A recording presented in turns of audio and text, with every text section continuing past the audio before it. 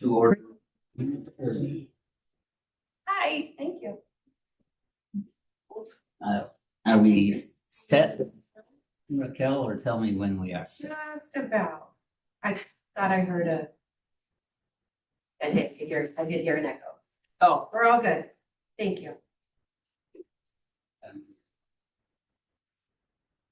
Communication resource folk, they're still Just working. Yeah, okay, like all to order, Fallbrook Regional Health District Facilities Committee meeting.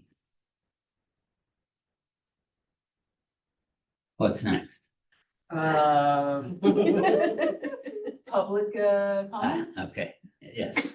Any public on the line or?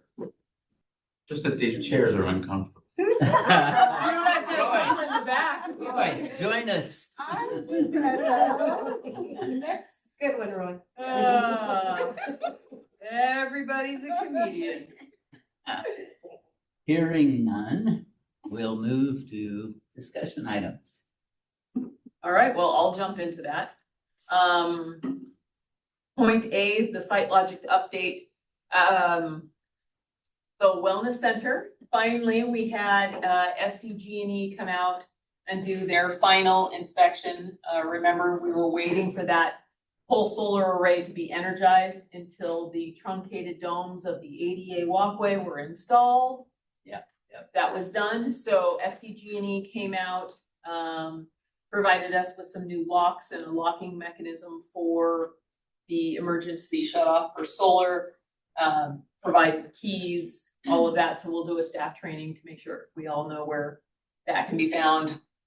At this point, we're just waiting for a final paperwork piece before that is officially complete in all ways out there. Regarding this property, as you know, we have been negotiating with our neighbor. I got a quote back from the surveyor. It would be another $3,500 to resurvey in order to establish the 50% of dirt to go on either side. Before I triggered that survey, I reached out to SiteLogic and had their architects identify whether or not that would be doable with this potential shifting of the boundary.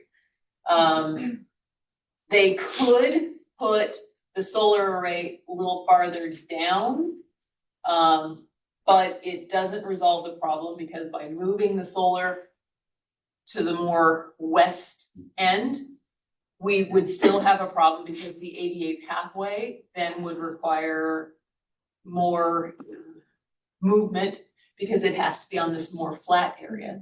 So basically what it looks like it comes down to is that unless we go with the original lot line drawing, this project's not tenable. So unless the board would like to reopen negotiations with the neighbor and pay to have an additional survey done, I recommend that we cancel the contract for this part of the solar, which we can do. I double checked with Alex. Due to the nature of the contract we had with SiteLogic, there was a provision in there that should essentially something be wrong with the site, which we found in discovery, that we can nullify that part of the contract.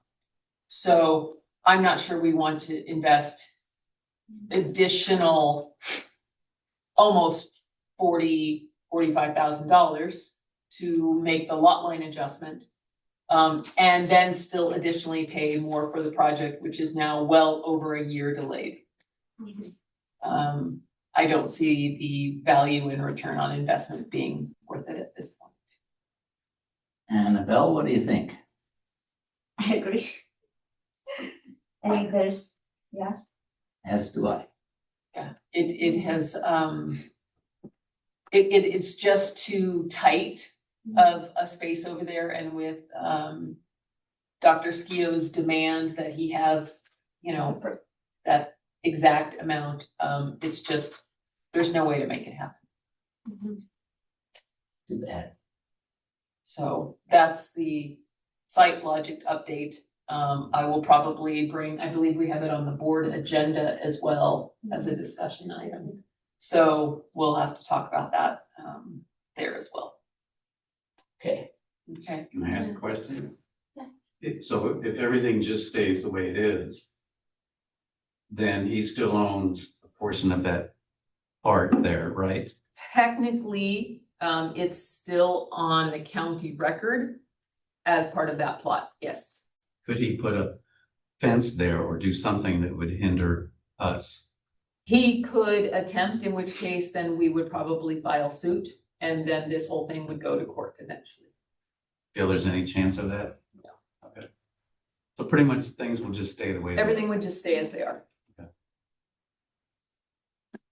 okay. Next item then. Okay, building A, room 2, Encinitas Design Group, architectural county major use permit, and minor deviation update.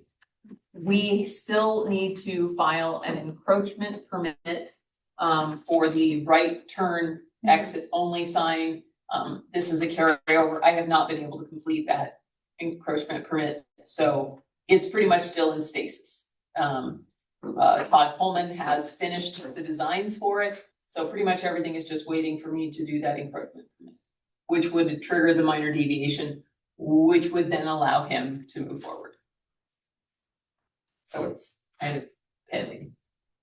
Haven't figured out who to delegate it to yet. No. Judith is kind of looking down. Judith isn't looking, Teresa's not making, nobody's making eye contact. So I'm hoping to be able to get that higher up on the to-do list without some of these other things, so. Right, Point C, building B, the education rooms 3, 6, and the exterior restrooms. So Teresa just today got, we got some final clarification on basically a handyman group that we'll be able to contract with that can do public works paid prevailing wage. With that person coming online, we'll be able to finalize room 3, which will look just like room 1, right? We're just gonna take out the old sink, redo the flooring, update the paint, and then that room is ready to go. Room 6 on the back side will still have to go through a much more extensive process because it has those interior restrooms that aren't usable. So that will be a whole separate project on its own. The exterior restrooms, Teresa's got 2 in already. 2 bids already. We're waiting for the 3rd proposal for those exterior restrooms. Once that's in, I believe that we'll just bring it to this committee. It falls under the 220 formal bid process, but it would come to this committee, and then we would recommend to the board. We're hoping to be able to do that in January. We were awarded $120,000 from the FPUD Community Benefit Program to help offset the expense of that renovation. That renovation could go anywhere from 190 to just under the 220 cap. So we're waiting to see what that one looks like. But that one will be moving along without any drama. yeah. That'll be good. Knock on particle board. Can't believe I said that loud. Yeah, right. Jinx. All right. Exciting, most exciting of all is point D, the ADA ramps and sidewalks. Those have been completed. There was one area where there was a problem with the concrete where it got broken when the railings were put in. Teresa and I did a walkthrough with the paving contractor yesterday. He was also not satisfied with that, so they're coming back to fix that, but everything else is done. Good. So we now have an ADA appropriate set of 2 parking spaces right in front of building A. So when you first pull in, remember you had that weird space under the tree? Redesigned, moved over, so you have 2 spaces right in the front, much more accessible. Then you have a complete walkway in front of building A and an appropriate ramp that will lead you down to building B, meaning you don't have to cross the parking lot if you are using a mobility device or have a stroller or anything of that sort. And then lower, and if you're near in front of building B or the parking lot, there's a whole nother ramp that can lead down to the lower shade structure, which means that entire lower area is now ADA accessible. Good. So those are big adjustments to the property to really make it accessible to anyone in the community. Plus, it'll be easier for Patty if she's rolling tables. Or Teresa. We haven't tested that yet. I'm not convinced.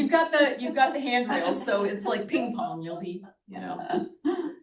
So the fact that that project is finally complete is really nice.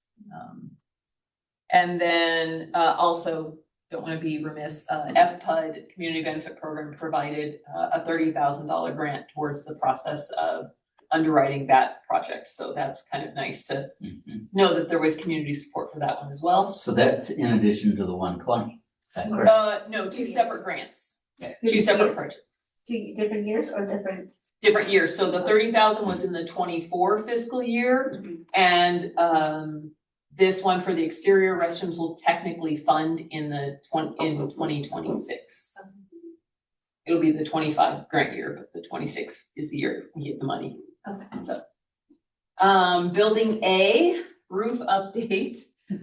As you may recall from the last meeting, you know, in building A, there's 2 rooms. You've got the big steepled room, you have that small adjoining space, and then you have where the teaching kitchen will be. Teresa had noticed that within that adjoining space along one wall, we had water intrusion from the roof, big leak.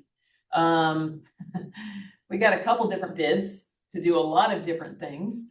But the group that we're going to be contracting with for handyman services, they're the ones who came in eventually, right? Make sure I got that right.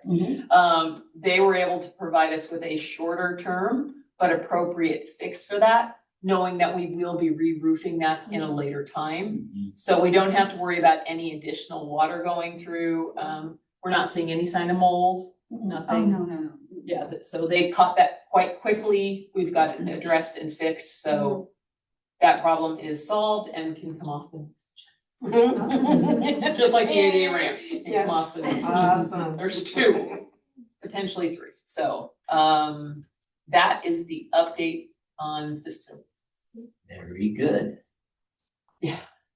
So now we're at board member comments and future agenda items. And Bill. Are there any other projects coming up in line? We Or will. still- There's still quite a few things, so some of the next low hanging, if you will, is Teresa and I had when we were finishing with the paving contractor yesterday, the area where you've got building B and then you've kind of got that weird sloped dirt space with the trees right next to it. That area we were gonna basically have redesigned to accommodate more of the pollinator garden style. So much like we have in the front of the building. Since it's not really usable space for anything else. So I'm gonna reach out to Ani with Mission Resource Conservation District. They can help us design it for that. We may even align with some of their grant options to help produce some of the plants. So we'll probably work on that during the winter season here, so that in the spring we have new planting space ready. As far as other building things, pretty much room B, room 3, the exterior restrooms, the encroachment permit for building A and that teaching kitchen, those are gonna be our main priorities for that space. Depending what we decide to do with Site Logic here at this space, if we do decide to terminate that project, then we'll trigger the conversation with the Resource Conservation District again to finalize the landscaping in front of the building here. Because again, we wanted to be more xeriscaping, more native, all of that. We've been holding off doing that because we knew if we did the Site Logic project, the whole front walkway here was going to have to be pulled out and redone. So I don't want to do work only to have to pull it back out. Yeah. So those are the projects that are pretty much on the pipeline at this point. And what's the building, the one that's the house in the bottom? Yeah, That one that's, is that's, what that's, building is that one? C. C, okay. We're real creative. A, B, and C. That building is pretty much pending completion of the other two. That one will have to have a complete new front entry to be ADA accessible. The back entry, the concrete all in the back will have to be completely redone.